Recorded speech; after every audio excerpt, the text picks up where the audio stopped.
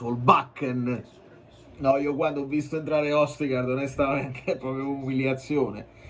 Amici bellini, che cosa vogliamo dirci? Io mi sono guardato sta partita a metà, il voler guardare magari il Belgio, ma è una roba, io veramente faccio questo video per due motivi. Uno, per mettere in copertina questa bellissima, cioè per mettere nel canale questa bellissima copertina che sono riuscito a fare, il dimettetevi tutti, simbolico perché deve coinvolgere tutti, alcuni giocatori dovrebbero dimettersi, Spalletti dovrebbe dimettersi perché poi parleremo anche del modulo di alcune scelte, ma proprio scelte di uomini, ma tutto va dalla testa delle dirigenze di una federazione. Questo sarà, io non vedo l'ora di vedere il video di Fedullah perché è uno dei pochi che, piaccia o no, si è sempre scagliato proprio pesante contro Gravina e company.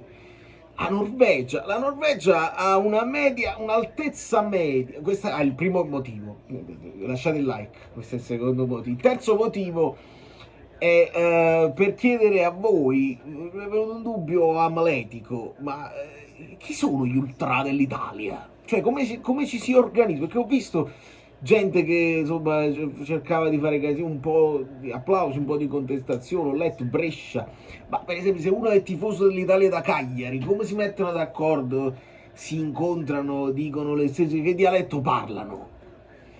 Secondo me questa è un'altra riflessione che va messa all'interno di un sistema calcio, perché non è lo stesso sistema di qualche decennio fa. Le differenze all'interno dello stivale si stanno inasprendo sempre di più e questo secondo me anche conta, perché noi lo viviamo da tifosi, ma lo vivono loro i giocatori, la vivono l'Italia, la vivono la nazionale con un orgoglio speciale, con la voglia di buttare il cuore oltre l'ostacolo, perché al di là dei moduli, e ne parleremo, io non ho visto una squadra che, questa è una partita troppo importante, e a me dà più dolore, perché me ne frega assai onestamente dell'Italia, teniamo le cose nostre che ci danno più soddisfazione, ed sono parecchi anni che il Napoli dà più soddisfazione dell'Italia, altra cosa che è cambiata negli anni. Però io abito a New York, quando ho degli amici che guardano il calcio anche per sbaglio, è un altro mondiale senza l'Italia, è una vergogna inaccettabile. E veramente troppo male. Questi qua hanno un'altezza media, questo è un dato per divertimento, l'altezza media della Norvegia è di 1,89, la nostra era di 1,83. Ma basta spiegarcela con l'altezza media? Direi di no. Sorloth che parte praticamente da ala destra ma poi taglia, il primo gol troppo male, bastoni, prima di tutto un lancio con una non è la disinvoltura, quasi con strafottenza, un lancio così, ho sbagliato, poi piano piano se ne ritorna senza seguire l'uomo, è lui che lo tiene praticamente in gioco, quindi due errori di bastoni in un'azione sola. Dopodiché c'è un mezzo tiro di Raspa, che è l'unico che forse tra le linee ha cercato di creare qualche preoccupazione, ma senza poi offendere. Noi siamo stati veramente prevedibili, lenti, questo schema convince pochissimo.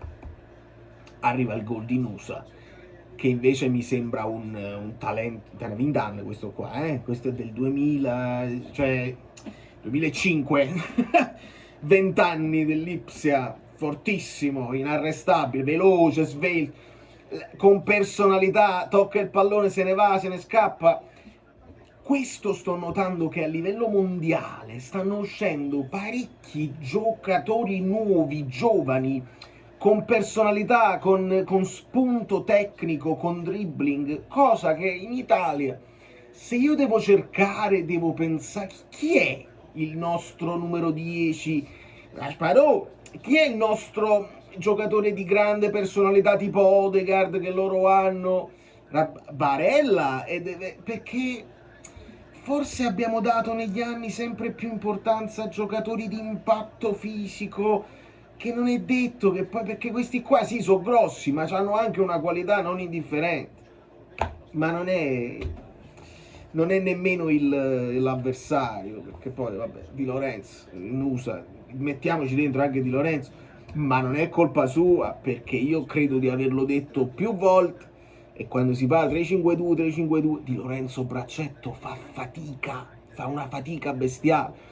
Perdi tutto quello che Di Lorenzo sa fare quando è libero di fare il terzino, che si può fare le sovrapposizioni interne. Questo dovete ascoltare noi tifosi del Napoli, perché lo conosciamo a menadito, quello che ti può dare Di Lorenzo quando ha una catena su cui lavorare, mentre se gli fai fare il difensore, il Braccetto proprio si perde tutto. Grandi difficoltà in difesa e si perde quello che può dare in attacco. Poi davanti a sé a Zappacosta, io con tutto il bene, ci sono giocatori che hanno dato, che finì, bisogna rinfrescare tutto e affidarsi a gente con più qualità, veramente assurdo. Poi fa gol anche Holland, scartandosi il portiere, là fa un errore in uscita, mi pare Tonali ha fatto, e da Tonali mi aspetto una partita, perché credo che sia quello là in mezzo che debba avere più qualità, più strappo, più spunto.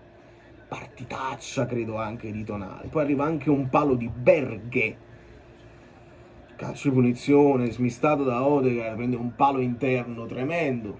Spalletti ha luccato per tutta la partita, ma i giocatori io non li ho visti reagire per nessuna ragione al mondo. Nel frattempo dal gruppo Telegram mi arrivavano le notizie, perché mi ero quasi più interessato a sapere dove stesse giocando De Bruyne, come stesse giocando, perché informazione lo portavano centrale di un centrocampo a 3, però se vai a vedere la hitmap di De Bruyne era un po' più defilato sulla sinistra, insomma libero di trovarsi il suo spazio. Non è infortunato, è stato sostituito, uscito con le sue gambe, quindi andiamo avanti così. Lukaku pure ho visto un punteggio basso, ma non ho potuto guardarle entrambe, ho potuto purtroppo guardare questa disfatta. Si dovrebbe poter sperare di puntare a un altro playoff, perché questi se ne sono andati in classifica. Ostica, lunghi, magari quelli là in difesa nemmeno così forti tecnicamente, però quando poi stanno corti, stanno compatti, non ti fanno passare. E li ho visti giocare anche con una tranquillità mentale che secondo me non puoi sottovalutare. La botta presa in Champions League secondo me conta, specialmente se tu ti affidi a un blocco Inter che ti doveva risolvere tutte le situazioni, quindi dobbiamo giocare per forza a 3 in difesa, Barella deve essere libero di svariare. No, questi qua l'hanno preso dietro al collo la botta pesante, e si aggiunge purtroppo, perché quello per noi è Paris Saint-Germain Inter, ma nel mondo era la Francia che batteva l'Italia, e quando arrivano le situazioni delle nazionali non è altro che la conferma di tutto questo. Udoge mi sembra quasi un'allucinazione collettiva, a me piaceva tantissimo.